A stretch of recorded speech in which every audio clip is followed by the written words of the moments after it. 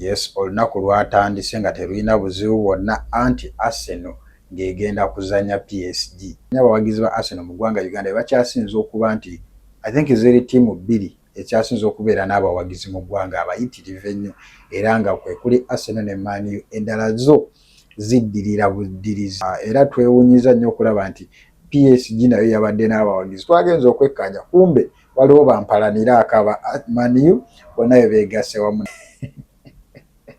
Beewalanira ddala okufa obufi balinga bakwana ku mukazi omu, but of course essanyu lyabadde pitirivu ku sayidi yaabwe nga bw'omanyi nti wano bo baakiraga ne luli essanyu lyabwe pitirivu mu ngeri gye bawagiramu ttiimu yaabwe. So we happened okuba nti tugenda okulaba ebyande bigenda mu maaso naddala mu mupiira. Waliwo byengenda okulaga ku promises abasinga ze baakoze ng'omupiira tegunnaba kutandika. Wano kwe kwabadde Kisitu. I think kirabo Kisitu abasinga mumanyi. This is the girl with the yeah, ono ye mukyala ndowooza akyasinza okubeera n'omubiri omulungi e Kampala. Era nga omubiri gwe simanyi gukola mulimu ki, but yes. So ono ya promise nze n'agamba nti ekisooka we bakubira Arsenal yafuukirawo ente, mwenna mumuyite ente. Netugamba why not? Oyo ye promise ye neebeerawo awo nga agenda kuyitibwa ente. Simanyi oba essaawa zino bamuyita ki, nga kyolina omumanya wano tuli essaawa zino Arsenal yakubiddwa. Tetumanyi yafuuse ente oba nedda. All in all kati ye ente. Bamu bakoze promise nga bagamba ti Arsenal neegezaako kuba PSG. Omu ku bo yabadde Frank Antambi. Ye yagambye PSG we bagikubira Frank Antambi ng'ava mu kantu. Ye yagambye akantu ng'akavaamu taddamu kubeera mu kantu. Awo ng'atandika okubeera ewaka okulabirira Milky Bay. Wuliriza Frank Antambi yayogedde. Arsenal yokuba PSG siddamu kukola kantu. I'm telling you. Arsenal yokuba PSG siddamu kukola kantu. Ova mu YouTube. Yes. Malo obusawo mba mu YouTube mba mu Uganda. Yes, awo yatugambye ye yagambye taddamu kukola kantu. Ne wabeera omulala yakoze promise nga yagamba Arsenal weekubira PSG ye nga yeetuga. Arsenal bwekuba PSG ngenda kugenda netugire ku ssaawa ya Queen.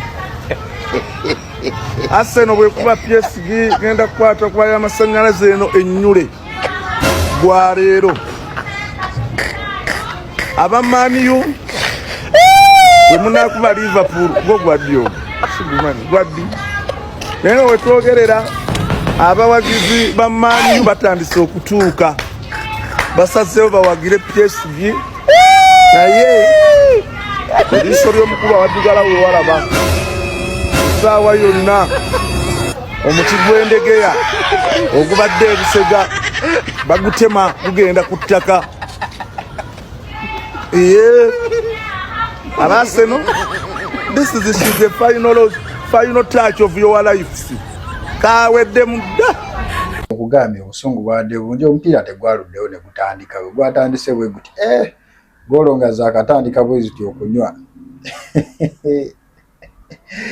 Waliwo eyandabidde Kasuku ng'ali n'omugagga Yasini.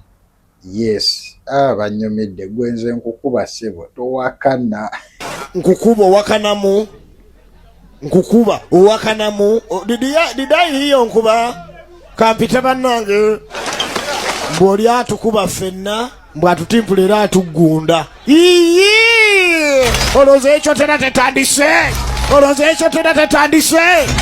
Finally omupiira ne gugwa. Naye gwagweredde nga Arsenal ne PSG, of course two of them babadde bagudde draw emu ku emu. Then ne bagenda mu penalty bamaliriza nga PSG evudde ne penalty 5 ng'ate Arsenal evudde ne penalty 4. Ekyo bwe kyagudde mu matu g'abana abaagala okusanyuka, olaba ettabbu abanakuwadde ne banakuwala. Kati abantu baagala okuwagira ebintu. Now look at this one. A few moments later.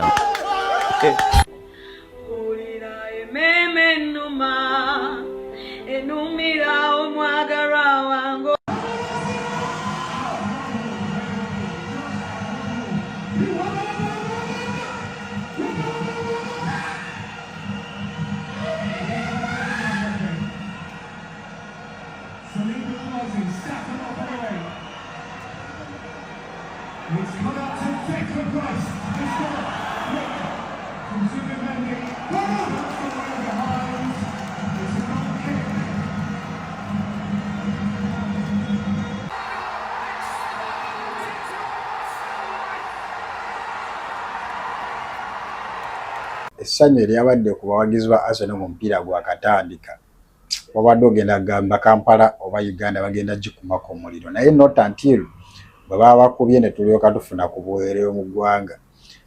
Naye nze ndowooza by the way teri kintu kirala kyasinze kunnyumira nga abawagizi ba Man U baabuliddewa. Do you know what they did? Abawagizi ba Man U kye baakoze beegasse ku PSG ne bagamba katuwalane Arsenal. Nga omanyi bagamba nti bw'osanga mulabewo waliwo amukuyambako mukkubira weegatta bwegasi kuoli ne mutandika okkubira ddala mumugye muki mu kkubo. Abawagizi ba Man U kye baakoze era nga kuno kwe kwabadde Junior ne banne ndowooza Junior yakulembeddemu abawagizi ba Man U. Bannaye ozanya n'okuzanya. Junior essanyu eryabadde ku VJ Junior kikambwe. VJ Junior yasazeewo empala n'agiteekera eddala waggulu okuwalana Arsenal. Oliriza. A few moments later.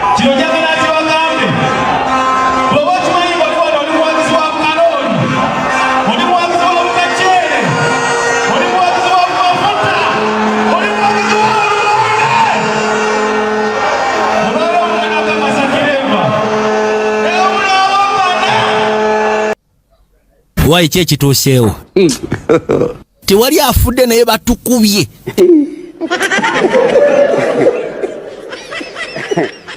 Bwe twogerera abawagizi ba Arsenal bakaba naye nze ndowooza nti abawagizi ba Arsenal mwenna empalana mugiteeke ku muntu ogwo omu yekka pulezidenti w'eggwanga eyabalemeseza owangula omupiira. Mwerabira ebigambo bye yabagamba essanyu lye mwalaga nga muwagira Arsenal lyali ppitirivu n'aga takyagala bintu ebyo. Lwaki mulemwa mutya okuwagira abantu bammwe ne mudda mu kuwagira abatali bammwe? Era n'abagamba abantu bali mu bwavu bafaafa. I don't know where you people, how you can live with such people with such poverty and you just there Arsenal what? Your own people are living in poverty and you're meandering around the world watching other people's clubs. N'abagamba abantu bali mu bwavu bafaafaagana banoonya ngeri gye babeerawo naye mmwe muli mu kuwagira ba foreigners. Era from there buli muwagizi wa Arsenal wenna wafuuka foreign agent according to the Protection of Sovereignty Bill gye twayisa. Yes. So lwaki muwagira ba foreigners? Buli bwe muwagira ba foreigners mufuuka ba foreign agents. Era from there you are declared foreign agents. Those indirectly lwakuba temwakimanya. Era amateeka gabakwata. Kakati since it is just like that muteekeddwa okumanya nti omuntu eyabasabira essaala yalina basabira essaala so that muleme kuwangula kubanga senga muwangula eggwanga musobola odditeeka ku bunke musobola oteekinga over eggwanga. Essanyu lyokka lye mwalaga e Masaka ne mu bitundu by'eggwanga ebirala byonna amazima eryo essanyu lye mwalaga senga protest vote oba akalulu k'okwekalakasa ke baateekawo senga lyessanyu lye limu lye mwalaga mwena ne mukuŋŋaanya eggwanga mwali muliteeka ku ttaka. Kati Pulezidenti Museveni yabadde tasobola kubeerawo kubalaba bulabi nga musanyuka essanyu eripitirivu esobola okukwata okuleetera eggwanga lye okuba nti mulijja mu mikono gye. N'abasabira essaala eya kamulali okulaba nti at least muba babakuba omupiira. Omuntu gwe muteekeddwa okunyiigira ye Pulezidenti Museveni kubanga ye yabasabidde essanyu lye mwalaga lyali ppitirivu.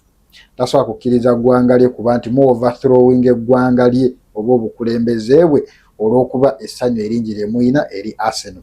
Tetusobola kikkiriza ekyo.